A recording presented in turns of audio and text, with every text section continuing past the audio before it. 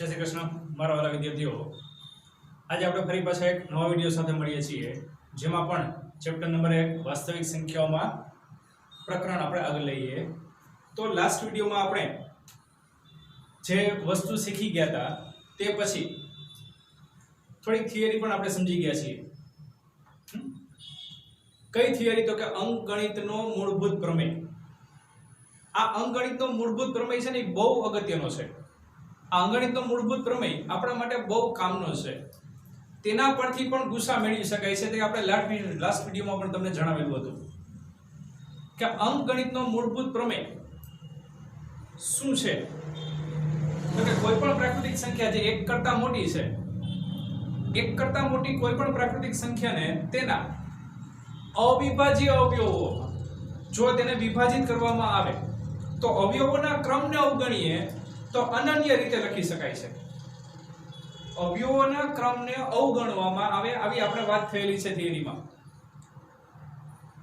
તો તે રીતથી પણ આપણે તેનો ગુસા શોધી શકીએ છીએ તો આજે આપણે આ વિડિયોમાં તે રીતથી અંકગણિતના મૂળભૂત પ્રમેયનો ઉપયોગ કરીને ગુસા શોધશું તો ઉદાહરણ નંબર 6 લઈએ કે જેની રકમ છે કે અંકગણિતના મૂળભૂત પ્રમેયનો ઉપયોગ કરીને 6 અને 20 નો ગુસા તથા લસા શોધો હવે અંકગણિતનો મૂળભૂત પ્રમેય શું તમે ચોપડીમાં પણ જોઈ લ્યો યાદ કરી લ્યો થિયરીમાં તમને સમજાવ્યું છે તે પણ યાદ રાખવું આપણે કોઈ પણ સંખ્યાને અવિભાજ્ય અવયવોમાં ફેરવવાના છે હવે અવિભાજ્ય અવયવમાં તમે બે રીતે ફેરવી શકો છો મિત્રો બે રીતે કહું છું એક થાંભલાની રીતે એ હમણાં શીખડાવું તમને અને બીજું આડી રીતે લખી શકો જોઈએ અહીંયા કે સૌપ્રથમ અહીંયા આપણે કઈ બે સંખ્યા આપેલી છે તો કે 6 અને 20 છે તો 6 બરાબર શું લખી શકો તો કે એના અવિભાજ્ય અવયવ છે 2 અને 3 20 ના અવિભાજ્ય અવયવ તરીકે 5 ચોક 20 4 એટલે 2 નો વર્ગ અને ગુણ્યા 5 આ પેલી રીત થઈ બીજી રીત મેં કીધું થાંભલાની રીત કઈ રીતે તો કે 6 ને આપણે આ રીતે લખી શકાય ભાગાકાર તમને આવડે જ બધાને 2 વડે ભાગ ચલાવવાનું શું કેટલા આવે તો કે 3 વડે ભાગ ચાલે તો 1 એવી રીતના 20 ના ભાગ પાડવા છે તો 2 થી જ શરૂઆત કરવાની હંમેશા અવિભાજ્ય સંખ્યાની શરૂઆત ક્યાં થાય છે તો કે 2 થી જ્યાં સુધી 2 થી અવયવ પડતા હોય ત્યાં સુધી 2 થી જ અવયવ પડવાના 2 થી અવયવ ન પડે તો 3 વડે અવયવ પડવાના 3 વડે ન પડે તો પછી અવિભાજ્ય 4 નથી 5 વડે 5 વડે ન પડે તો 7 વડે અવિભાજ્ય જ અવયવમાં ફેરવવાનું છે એમ નહીં કે ચાલો 10 દુ 20 લખીને મૂકી દીધું ના નહીં ચાલે અંકગણિતનો મૂળભૂત પ્રમેય ખાસ સમજજો તો અહીંયા આવશે 10 ફરી પાછું 2 વડે ભાગ ચલાવીએ તો 5 અને 5 એકા 5 તો આ જ વસ્તુ થઈ ગઈ અવિભાજ્ય અવયવોના ઘાત સ્વરૂપે દર્શાવવાનું છે એટલે 2 નો વર્ગ ગુણ્યા 5 6 એટલે 2 ગુણ્યા 3 હવે આનો આપણે ગુસા જોઈએ છે તો ગુસામાં પણ તમને થિયરી સમજાવેલી છે કે શું આવે ગુસા ગુરુત્તમ સામાન્ય અવયવ તો અવયવ પડી ગયા સામાન્ય શું છે બેમાં 2 તો કે 2 સામાન્ય છે તો અહીંયા ખાસ ધ્યાન રાખજો મિત્રો તમને લાગે કે બેમાં 2 સામાન્ય છે 100% સાચું પણ ગુરુત્તમ જ્યારે હોય ગુસા લેવાનો છે ત્યારે ઘાત નાની લેવી સામાન્ય અવયવની ઘાત નાની લેવી દાખલા તરીકે અહીંયા તમને 2 ની 3 ઘાત હોત અહીંયા કે અહીંયા તમને 20 ની જગ્યાએ 24 આપેલા હોત તો આપણે 2 ની 3 ઘાત લખત તો આ બેમાં કઈ નાની ઘાત છે તો કે 2 નો વર્ગ તો અહીંયા ગુસા તરીકે 2 નો વર્ગ આવે ગુસામાં અવિભાજ્ય અવયવમાં નાની ઘાત લેવાની છે ગુરુત્તમનો અર્થ મોટી ઘાત નહીં ઈ તો અલગ રીત છે પાછું આ ધ્યાન રાખજો અવયવમાં ઘાત નાની લેવાની છે તો અહીંયા આપણા માટે 6 છે તો 6 માં જોવા જઈએ તો શું કોમન આવે છે તો કે 2 છે અને એની ઘાત નાની કઈ છે તો કે ખાલી 1 ઘાત તો આ મળી ગયો આપણને ગુસા લસા જોઈએ છે, તો લસામાં શું કરવાનું? તો કે લસામાં અવયવી છે. તો ફરી પાછું તમને અહીંયા કહું છું કે અવયવી ની વ્યાખ્યા આપણને ખ્યાલ હોવો જોઈએ. તમને લસા બીજી રીતે એટલે કે આ રીતથી પણ લેતા આવડે છે કે બાજુમાં 6 લખીને પછી તમે લસા લઈ શકો છો. 100% સાચું છે.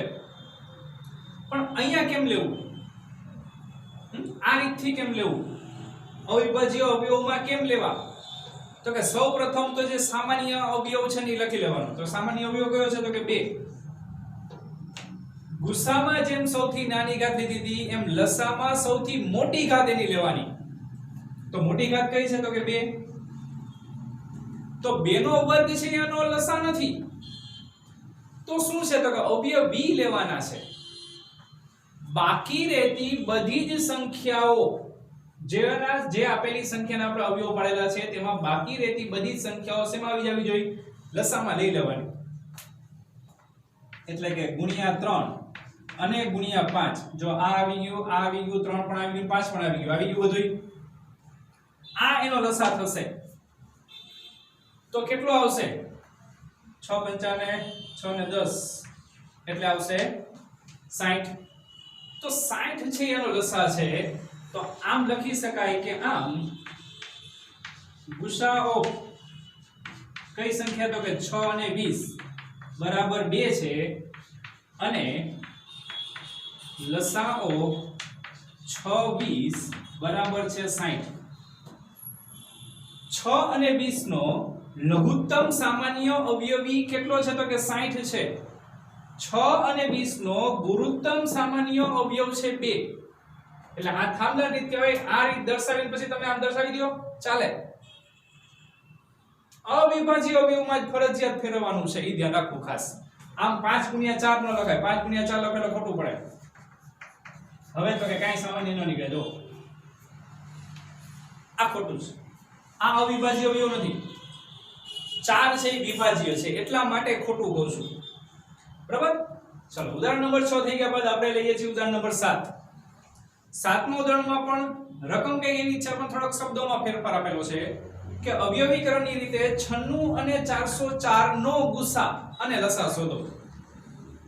કોનો 96 અને 404. તો ફરી પાછું એને આ જ રીતે આપણે લઈએ કે અહીં 96 અને કેટલા આપેલા છે? તો કે 404. આ બે સંખ્યા છે.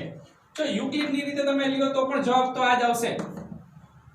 યુક્લિડની રીતે લેશો તો પણ જવાબમાં કઈ ફેરફાર નહીં આવે, પણ એમાં લસા નહીં મળે. બરાબર? ચાલો અહીંયા 96 ના અવિભાજ્ય અવયવ પાડે છે. તો આપણે સૌપ્રથમ 96 ને અવિભાજ્ય અવયવ તરીકે લખવું છે. 2 વડે ભાગ ચલાવીએ તો 48 આવે.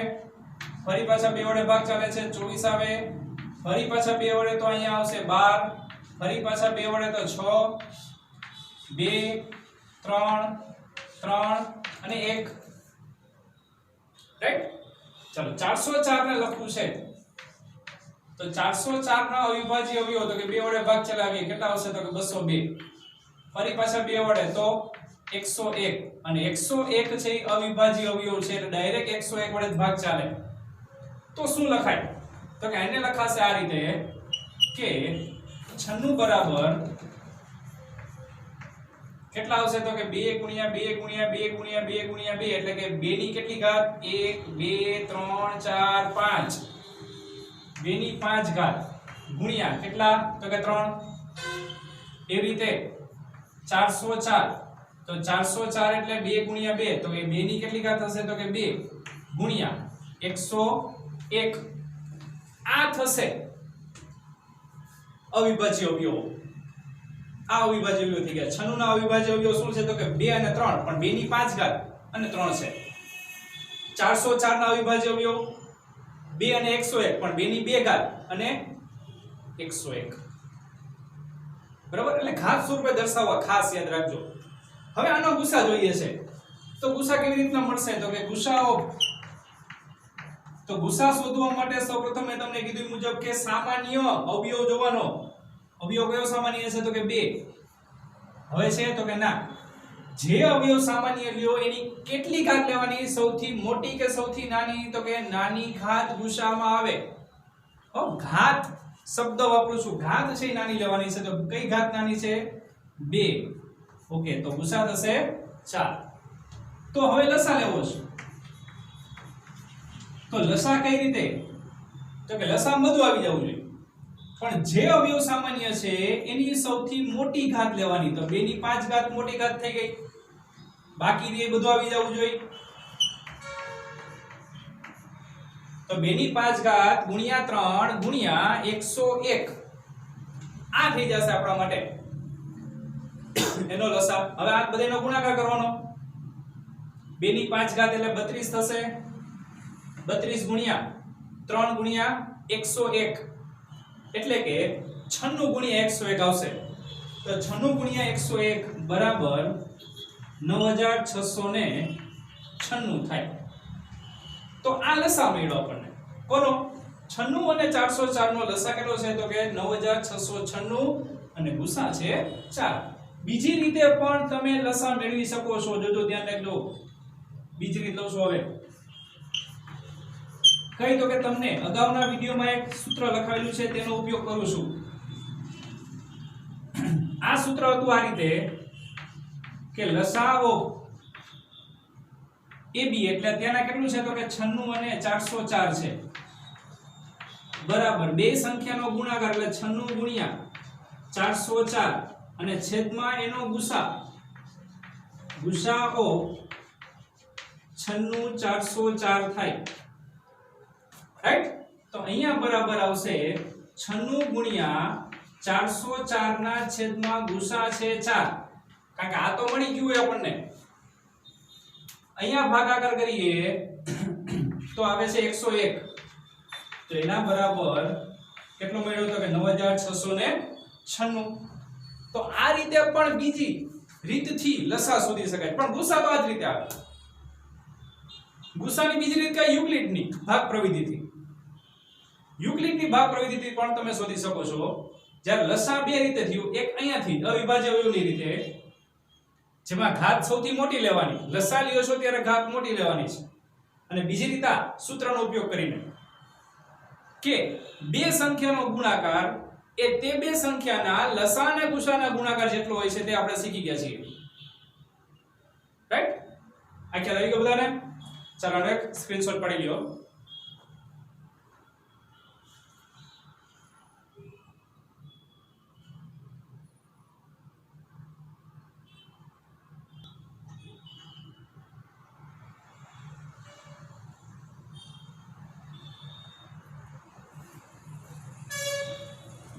ઓકે, તો આગળ આપણે લઈએ ઉદાહરણ નંબર 8. આશા રાખું છું કે તમને 6ઠું 7મું ઉદાહરણ સમજાઈ ગયું છે. તો હવે એના પરથી આપણે ઉદાહરણ 8 જોઈએ કે અંકગણિતના મૂળભૂત પ્રમેયનો ઉપયોગ કરીને 6, 72 અને 120 નો ગુસા તથા લસા શોધો. ત્રણ સંખ્યાઓ આવી મિત્રો. હવે 6, 72 અને 120. તો સૌપ્રથમ આપણે લઈએ છીએ કે અહીં 6, 72 અને કેટલા છે 120 આપેલા છે. ત્રણ સંખ્યા છે 6, 72 અને 120. તો સૌપ્રથમ 6 ના અવયવ પાડીએ. તો 6 બરાબર શું લખાય? રાઈટ? 2 ગુણ્યા 3 એટલે અવયવ પડી ગયા ના. ઓકે, 72 નો અવયવ થશે 8 9 72. 8 એટલે 2 ની 3 ઘાત ગુણ્યા 9 એટલે 3 નો વર્ગ. આવડવું જોઈએ આપણને. ન સમજાય તો આપણે 72 ને આ રીતે લખવાના, થાંભલાની રીતે. 2 વડે કેટલા આવશે? તો કે 36, 2 18, 2 9 3 3 3 અને 1. આ થાંભલા રીત થઈ ગઈ આપણા માટે. અવિભાજ્ય અવયવ આ રીતે પણ શોધી શકાય. એ રીતના 120 છે. તો 120 બરાબર શું આવે? તો કે 120 ના અવયવ પાડવા હોય તો એને પણ લખીએ આ રીતે. 2 60, 2 વડે ભાગ ચાલે 30, ફરી પાછું 2 વડે 15, હવે 3 વડે 5, 5 અને 1. તો 120 એટલે શું લખાશે? તો કે 2 ની 3 ઘાત ગુણ્યા 3 ગુણ્યા 5. તો આ વસ્તુ થઈ આપણા માટે અવિભાજ્ય અવયવ. હવે એનો ગુસા જોઈએ છે. તો ગુસા કઈ રીતે મળશે? મેં તમને ફરી પાછું યાદ દેવડાવી દઉં છું કે ગુસા લેતી વખતે તમારે સામાન્ય અવયવની સૌથી નાની ઘાત લેવાની. પણ સામાન્ય અવયવ, તો સામાન્ય અવયવ કયો છે? પહેલા તો બધાયમાં 2 છે તો કે હા, તો 2 લખવાના. એની નાની ઘાત કઈ છે? તો કે 1 ઘાત, 3 ઘાત, 3 ઘાત. તો 1 ઘાત નાની છે તો આવી ગયું. હજી કઈક છે 3 નો વર્ગ અને 3, તો 3 પણ સામાન્ય છે. તો અહીંયા લખાશે 3 બરાબર કેટલા? તો કે 6. 3 ની સૌથી નાની ઘાત 1 જ છે ને, એટલે 2 ગુણ્યા 3 થશે એનો ગુસા, એટલે કે 6. ઓકે, લસા જોઈએ છે. તો લસા શું આવશે? તો કે જે અવયવ સામાન્ય છે તે તો ફરજિયાત લખવાના, 2 અને 3. પણ એની કેટલી ઘાત? તો કે સૌથી મોટી ઘાત આવી જોઈએ લસામાં. તો સૌથી મોટી ઘાત કઈ? તો કે અહીંયા 3. 3 ની સૌથી મોટી ઘાત ત્રણેયમાં જોવાની, 2. અને તો કે આ બધું નીકળી ગયું. શું વધ્યું? તો કે હજી 5 વધે છે, તો અહીંયા ગુણાકારમાં 5 લખવાનું છે, કારણ કે અવયવ બી લેવાના છે. તો લસા થશે 2 ની 3 ઘાત ગુણ્યા 3 નો વર્ગ ગુણ્યા 5. આ બધાનો ગુણાકાર કેટલો થાય? કેટલો થશે? તો કે 9 ચોક 36, 9 દુ 18, 180 આવશે. તો 180 છે તે શું થશે? આ ત્રણેય સંખ્યાનો લસા છે. બીજી રીતે શોધી શકો છો. બીજી રીત કઈ છે? જો હવે બીજી રીત છે, ઓલી સૂત્ર રીતે નહીં આવે. કઈ તમને શીખવી દઉં છું. જો આપણે અગાઉ આ જ રીતે લઈએ છીએ 6, 72 અને 120. આમ ભાગાકાર કરવાના બધાને એક સાથે. તો શું આવે? તો કે 2 વડે ભાગ ચાલે છે તો કે હા. તો અહીંયા કેટલા આવશે? 3. અહીંયા આવશે 36. અહીંયા આવશે કેટલા? તો કે 60. હજી 2 વડે ભાગ ચલાવીએ તો અહીંયા ભાગ નો હાલે, અહીંયા 18 થાય. અહીંયા થશે 30. હજી 2 વડે ભાગ ચલાવીએ તો 3, 9, 15. હવે 3 વડે તો 1, 3, 5. 3 વડે 1, 1, 5. 5 વડે 1, 1, 1. તો આ બધાયનો ગુણાકાર ઈ આ જેવું હશે. જો છે 2 નો ઘન, 3 નો વર્ગ અને 5. આ લસા થઈ ગયો. તો આ રીતે આપણે તો જાણીએ જ છીએ, પણ આ શોધાય નહીં. રકમમાં કરવું હોય કરે આ રીતે. અત્યાર સુધી આપણે આમ કરતા હતા, હવે આમ કરવાનું છે. અવિભાજ્ય અવયવની ઘાત સ્વરૂપે લઈને દાખલો ગણવાનો હોય, એમને એમ નહીં. ખ્યાલ આવ્યો તમને બધાને? એટલે આ વસ્તુ તમારે શીખવાની છે હવે નવી ગુસા અને લસામાં. રાઈટ?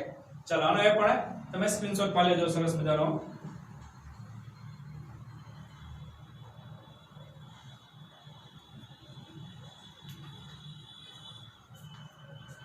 તો જો આ વસ્તુ આપણને ખ્યાલ આવી ગઈ હોય તો થોડાક દાખલાઓ તમારે જાતે ગણવા, અલગ અલગ સંખ્યાઓ લઈને. કેવી રીતે? તો કે અલગ અલગ સંખ્યાઓ તમને હું એમ કહું કે 25 અને 300 છે. 25 અને 300 એવી રીતના 8, 24 અને 120. 8, 24, 120 એવી રીતના આગળ આપું તમને તો 1000, 525 અને 700 લઈએ. તો આ 3 દાખલાનો આપણે જાતે ગણવા ટ્રાય કરવી, આવડી જશે એવા છે. આ રીતે અવિભાજ્ય અવયવની રીતે દાખલા ગણવા, તો જ આપણને ખ્યાલ આવશે કે આપણને કેટલું આવડે છે, અવિભાજ્ય અવયવ આવડે છે કે નહીં. હવે તમને કીધું તે મુજબ કે તમારે અવિભાજ્ય અવયવ કયા કયા લેવાના છે. તો કે સૌપ્રથમ 2 થી શરૂઆત કરવાનું. 2 વડે ભાગ ન ચાલે તો 3 વડે, 3 વડે ન ચાલે તો 5 વડે 5 પછી 7 7 ન વડે તો 11 9 નહીં હો આ રીતના અવિભાજ્ય અવયવ લેતા જવાના તો જ ગુસા લસા અવિભાજ્ય અવયવ એટલે કે અંકગણિતના મૂળભૂત પ્રમેય રીતે આવશે બાકી નહીં આવે રાઈટ તો આ વસ્તુ તમારે ધ્યાનમાં રાખવાની છે આશા રાખું છું કે આજે તમને આ વિડિયો સરસ મજાનો આવડી ગયો હશે દાખલા પણ સમજાઈ ગયા હશે પ્રેક્ટિસ સરસ મજાની કરજો બધા ચલો જય હિન્દ જય ભારત